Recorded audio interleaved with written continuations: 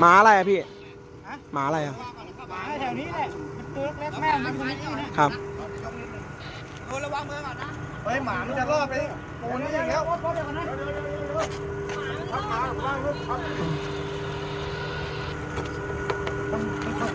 ต้องค่อยๆวางให้มันนัดการให้มึงผัดไปทีได้ไหมดึงมาด้านหัวมันได้ไหมเนี่ยอ๋อมันติดอยู่ด้านในมึงจะมุดเข้ามาทำไมมันมุดเข้าใหญ่เลยว่ะต้องหาเชือกหาอะไรดึงก่อนอ่ะ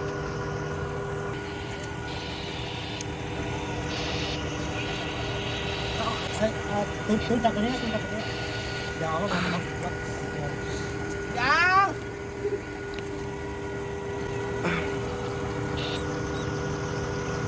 มัดรวม2 ตัวแล้วเดี๋ยวให้เขาวางงานแล้วก็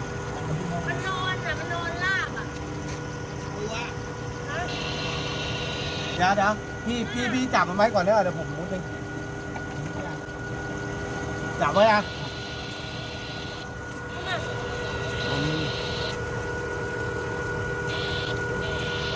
เนี่ยถ้าวางก่อนนะมุดเข้าไม่ได้เอางาเข้าไปไม่สุดเลยนั้นเดี๋ยววางมือก่อนเสริมตรงนี้เยอะเสริมไม้ก็พี่เสริมไม้ก็พี่วางแล้วตายเลยนะต้องเสริมไม้ก็เสริมไม้ให้วางอ้าววางมงคลระวังมือระวังมือเอาวางค่อยป่าไม้อันนี้ออกก่อนป่าไม้ท่านบนนู้นน่ะตู้ไม้เนี่ยออกพี่ถ้ายกหมดเลยมันไม่ไหวใช่ไหมไหวก็ไหวไม่งั้นแหละมันเทียบอยู่ตรงกลางงานแย่เข้ามาคุมโดนลูกหมา2 ตัวเลยเหรอพี่แล้วคนเขารู้ได้ไงพี่มากันให้ลูกชายชมอ๋อเขาดูเสียงแย่เข้าทับไหมแย่เข้ากลางได้ไหมบดแย่เข้ากลางได้ไหมแทงหมาดีกว่าแล้วหมาอยู่ตรงเนี้ยหมาอยู่ท่อนล่างท่อนท้ายได้2 ตัวเลยงัดไม่ร่วงหรอกเดี๋ยวดูนะเดี๋ยวเข้าไปหน่อยนึงเดี๋ยวพี่ดูให้แล้วก็ดึงลูกปูนออกมาไม่ต้องยกเดี๋ยวดึงมันออกมาดึงลูกปูนไปนะแย่งาไป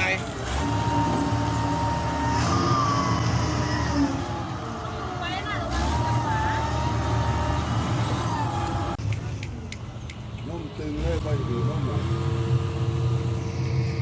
ลุงเรียกมันมาไหมครับแม่มันนะฮะบ่มากครับแต่ว่าเพื่อนมากินเขามากอยู่อ๋อกลัวแล้วมันอะไรเนี่ยมาซอยลูกคนนี้นี่เอาลูกมาเร็วมาหาลูกแล้ว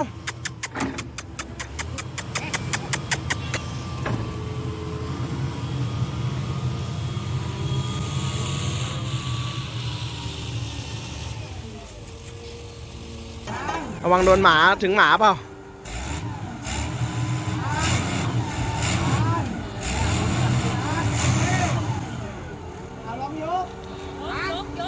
เลยยก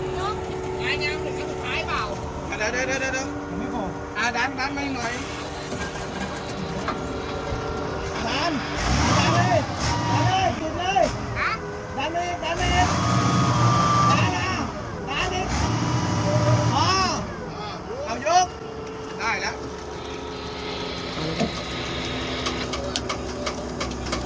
ยกขึ้นเอ้ยมันบีบเข้ามานะระวังได้แล้ว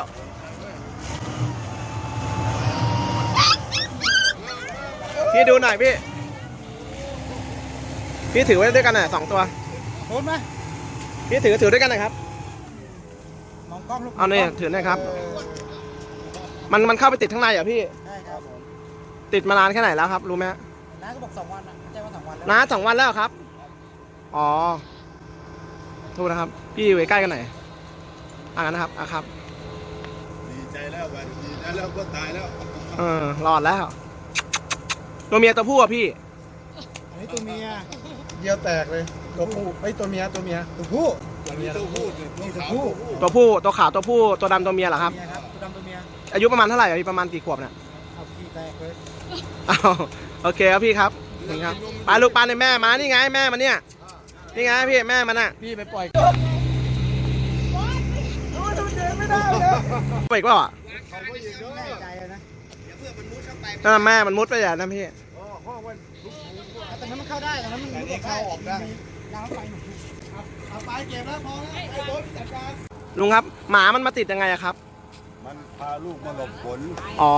แม่ลูกอ่อนน่ะเหรอครับ ครับ มาหลบฝน2 วันแล้วเหรอเอาวันที่ฝนตกเนี่ยนะครับ ฝนตกเมื่อคืนเนี่ย เอาแล้วลุงรู้ได้ไงครับว่ามันมีหมาติดอยู่ ทำโอยู่นี่ อ๋อได้ยินเสียงเหรอครับ ได้ยินเสียง เอาแล้วลุงไม่พยายามช่วยตอนแรกครับ พยายามช่วยอยู่มันทำงัดยังไงก็ไม่ออก อ๋อก็เลยเรียกเจ้าที่มาช่วยเหรอครับ ครับ ครับ น่าจะมุดมีฝนเมื่อวานฝนตกอ่ะ เมื่อคืนน่ะตอนเย็นๆน่ะ ครับ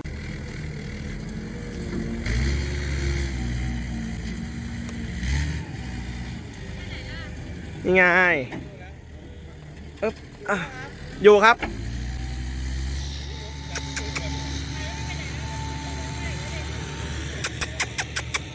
เอาลูกมาเร็วมาหาลูกมาเร็วนู่นเลยพี่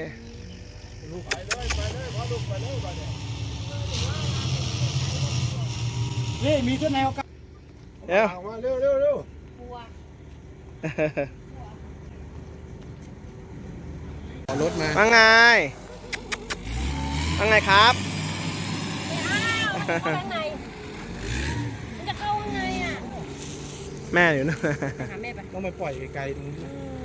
ไปหาแม่ไหม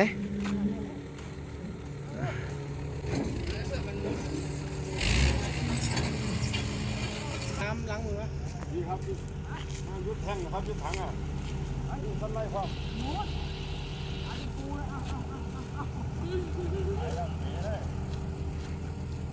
ไอ้ดำเป๋เลยอ่ะ ไปไป